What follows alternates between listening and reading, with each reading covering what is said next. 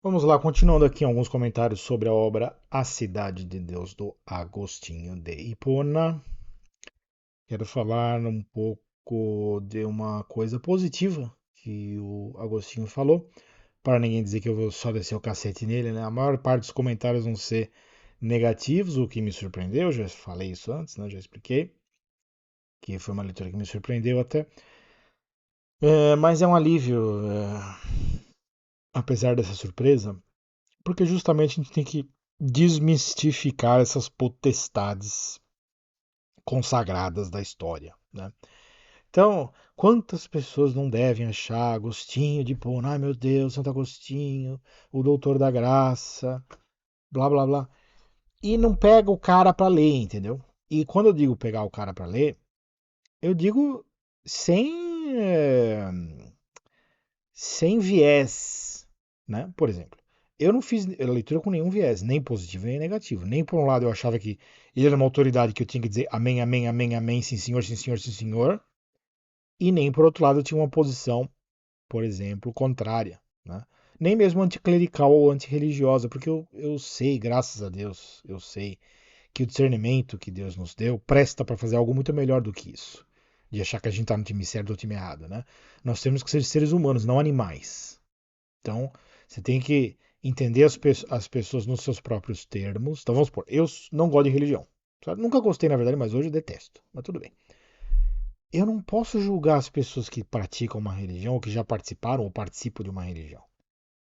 Porque qualquer contribuição que uma pessoa dê, não importa se ela seja religiosa ou não, tem que ser considerada na situação dela. E até mesmo uma pessoa religiosa, falando em nome da religião, ela tem que ser entendida nos termos dela, porque do jeito dela ela pode estar querendo falar algo muito importante que possa contribuir para mim, né? Então nós temos que ter uma abertura que só é possível ter, na verdade, quando você tem a confiança de que Deus é que te ampara. Se você acha que você tem que ficar esperto para, por si mesmo, ser capaz de é, se defender dos enganos, aí está ferrado. Então, ser astuto ou ser vigilante é pedir para Deus que Ele nos dê o dom da vigilância. E isso te permite ter até um comportamento que seria psicologicamente um pouco mais desarmado, né? Porque eu posso ler, estudar, ouvir, acompanhar sem me comprometer. Eu quero saber o que a coisa é, né? Então, tem coisa positiva no Agostinho, lógico que tem, né? Na leitura das Confissões eu já tinha observado isso e aqui também tem coisas a serem observadas, tá? Algumas de passagem que eu não vou fazer vídeos específicos para mencionar, né?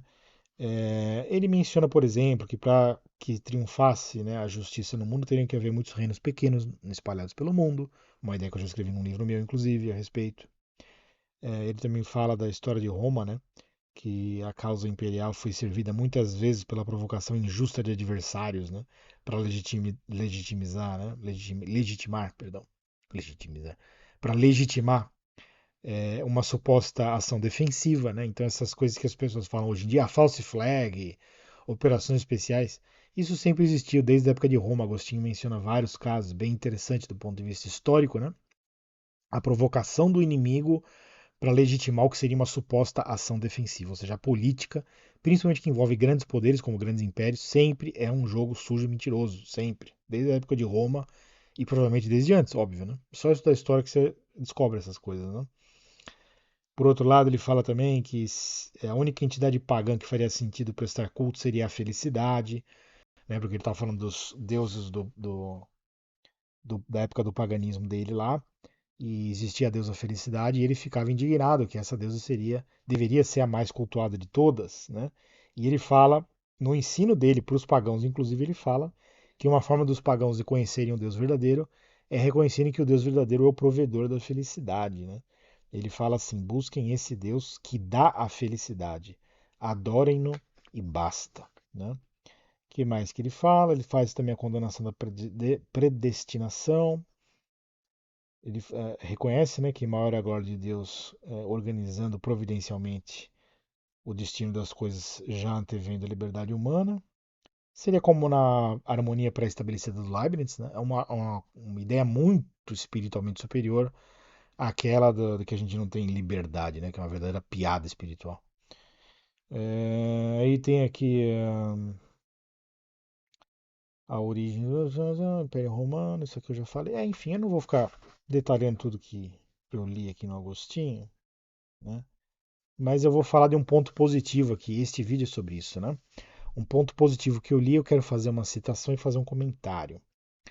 E o tema é o seguinte: é que os maiores milagres são os mais desprezados. Vejamos o que diz o Agostinho.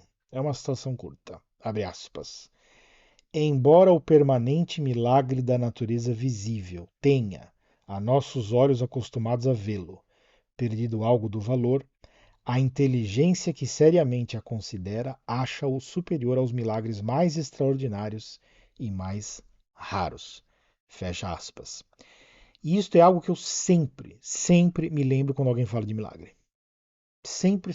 É imediato na minha cabeça. Eu vejo o benefício que existiu, pelo menos na minha formação, de eu estudar a filosofia antes de eu entrar em textos religiosos, né? Isso me ajudou muito. Por quê? Porque eu já estava acostumado a ver as coisas dessa maneira, né? Veja só, as pessoas falam assim, por exemplo, né? É, eu até estava falando isso pro Felipe, a gente estava assistindo um episódio de uma série que foi recomendado por um amigo meu, que eu até vou fazer um comentário depois sobre ela, se chama Missa da Meia-Noite. Eu não vou falar muito spoiler aqui, só tem uma cena lá que a menina levanta da cadeira de roda e sai andando, e todo mundo fica, meu Deus. E eu falei pro Felipe, mas essas pessoas estão na igreja para quê? Não é para esse tipo de coisa eventualmente poder acontecer? E eu entendo o maravilhamento diante de um milagre. Mas tem alguma coisa na surpresa ou Veja só, tem uma coisa na psique humana que denuncia a idolatria. É quando o ser humano ele torna a realidade dele de todos os dias uma coisa comum, como se fosse, não fosse especial, como se não fosse milagrosa, como se não fosse sobrenatural, ou tivesse uma origem sobrenatural. Então, a ideia de natureza, se você pensar bem, a ideia de natureza é a primeira, ou uma das primeiras idolatrias do ser humano. Com certeza. Ao momento em que você, né, a partir do momento em que você encara a natureza como um plano de realidade separado de uma origem divina, como uma realidade fundamental que sempre existiu, sempre vai existir e que é autofundada, ou seja, é o naturalismo, né? A idolatria da natureza. A partir do momento que você faz isso na sua cabeça, você perde a referência de quem Deus é. Por óbvio, né? Qualquer idolatria gera esse efeito. Mas a idolatria da natureza, né? O naturalismo, ele é especialmente perverso também por esta razão. Não só afasta as pessoas de Deus, como confunde as pessoas, ao ponto em que, às vezes, elas acham que um milagre como uma ruptura da ordem natural é sempre um sinal de uma força divina, no sentido positivo da história. E não é verdade. Não é verdade. O que é mais divino é o mais miraculoso. E o maior milagre de todos, que é a própria criação de todas as coisas, a nossa própria existência miraculosa, se você pensar bem, e deveria ser motivo de espanto. De espanto, eu estou vivo falando com vocês estão vivos me ouvindo. O que significa isso? Como a gente veio parar aqui? Quando foi que a gente envelheceu? Porque criança ainda tem essa intuição do maravilhamento com a vida, né? O espanto com a vida e com as coisas. Em que momento que a gente endureceu e esfriou o nosso coração e começou a achar que tudo é normal? Eu sei em que momento foi. Foi no momento em que a gente se tornou escravo da maldição e do poder, como está escrito na Bíblia. Né? Então, é uma desgraça para o ser humano que ele encare a natureza como tudo menos o que ela é, que é o primeiro sinal, ou mais evidente, mais imediatamente evidente, sinal da grandeza de Deus, da glória de Deus. Né? E esse é o fato, né? Os milagres mais grandiosos são os mais desprezados. Eu vou falar de dois, né? Vou citar dois aqui. O primeiro é o da própria natureza, da própria criação divina como um todo, onde a gente acha que tudo é natural e, portanto, a gente torna tudo familiar, como se não fosse espantoso e maravilhoso, e é espantoso e maravilhoso. Às vezes a gente precisa passar por alguma situação catártica e até meio traumática para voltar a prestar atenção no mundo como a gente tinha uma intuição quando a gente era criança, de que ele é maravilhoso e é espantoso. Né? E não só existe esse milagre grandioso que é desprezado pela maioria de nós no dia a dia, como existe também o grande milagre, né, da nossa consciência. A consciência humana é miraculosa. Se você pensar bem o fenômeno da consciência, os melhores cientistas do mundo, eles se juntam e tentam a todo custo explicar esse negócio e não conseguem. E é uma experiência básica que a gente tem desde que a gente nasce. A gente desenvolve isso desde que a gente é criança. E é maravilhoso. A imaginação humana, a memória humana é maravilhosa, mas a imaginação humana então é mais maravilhosa ainda. Ele é um recurso, a nossa imaginação é um recurso extraordinário para o nosso relacionamento com Deus. Porque a nossa imaginação serve para conceber a eternidade junto com Ele. É um negócio maravilhoso.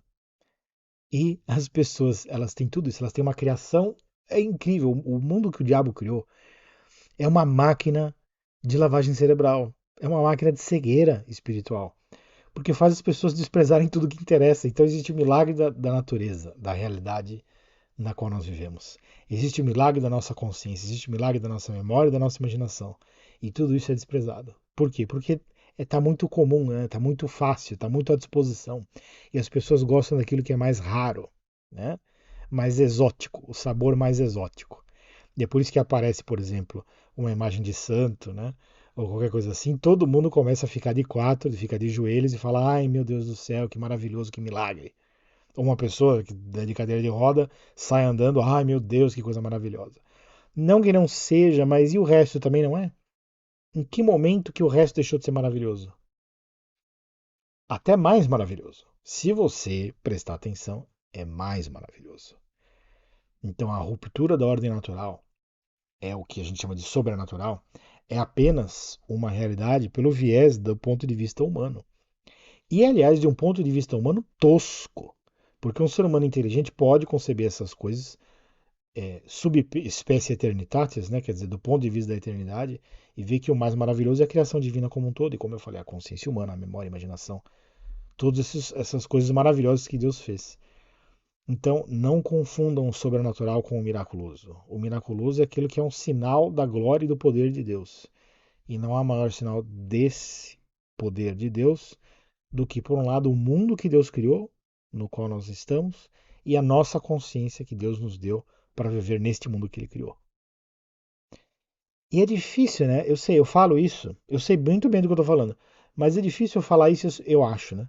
As pessoas realmente entenderem do que eu estou falando. Porque elas vão falar, ah, sim, claro, é maravilhoso, aham, aham, porque elas estão enfatuadas.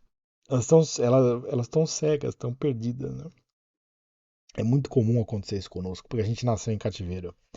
A gente perdeu o maravilhamento. Mas existem momentos na vida que a gente recupera isso.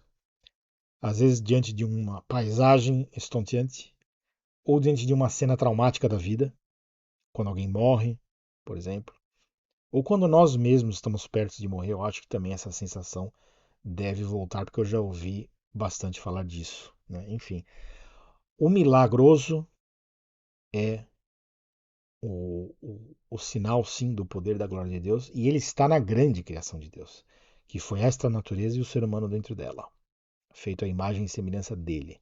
Essa é a maior glória dele, e embora nós esqueçamos disso, como disse o Agostinho aqui, né?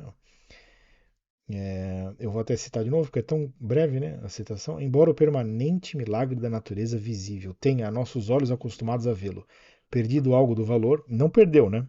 Perdeu algo de um valor relativo por causa da nossa cegueira. A inteligência que seriamente o considera acha-o superior aos milagres mais extraordinários e mais raros. A inteligência que seriamente o considera.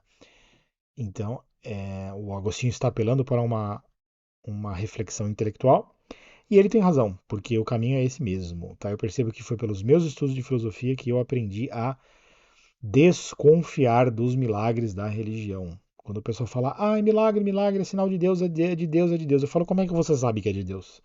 Algo sobrenatural pode vir de Deus, como pode vir do demônio, com a permissão de Deus, para enganar as pessoas que querem ser enganadas, inclusive porque elas estão longe de Deus e merecem experimentar um tanto do mal e da enganação, para de repente ter a oportunidade de se converter e voltar para Ele, né? Isso para mim é muito claro. Eu percebo que para muitas pessoas religiosas é difícil entender as coisas dessa maneira, por quê?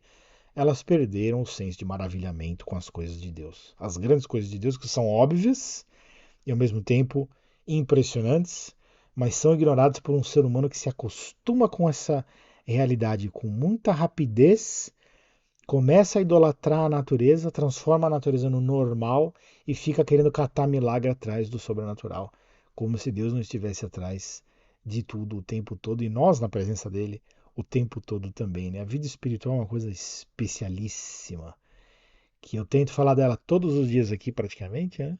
E às vezes ainda me parece escapar, porque as pessoas devem achar que eu estou falando de religião, por mais que eu denuncie a religião. Mas eu acho que essa situação do Agostinho talvez ajude vocês a entender do que eu estou falando. Quando eu falo de vida espiritual, é a unidade de tudo, de toda a nossa experiência. Não é uma separação como a religião. A religião é uma separação, né? A religião é um segmento da vida da pessoa que ela separa para supostamente, através dessa prática, estar em comunhão, em contato com a divindade. Né? Para mim isso é absurdo no seguinte sentido. Não absurdo em si, como uma função que mantém até uma certa ordem social, dá para entender, não é nada absurdo, pelo contrário, é muito razoável que tenha religião. Mas do ponto de vista espiritual não tem nada a ver. Deus não é uma entidade que eu me relaciono agora sim, agora não, ligo o botão de liga e desliga, né? E não funciona assim. Né? Mas tem algo a ver, a vida na presença de Deus tem algo a ver com esse maravilhamento contínuo com o milagre verdadeiro, com os maiores milagres, né, que são desprezados.